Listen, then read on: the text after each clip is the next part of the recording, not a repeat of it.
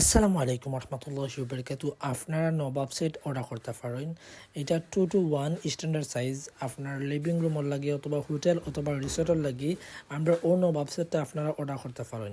এটা আমরা সিলেটি গোল্লা দি বানাইল এবং সিলেটি বেড দি বানাইল এবং আমরা নিজস্ব কারখানার বানাইল। আপনারা অর্ডার করতে পারেন ইরান ক্যান ফার্নিচার ফ্যাক্টরি।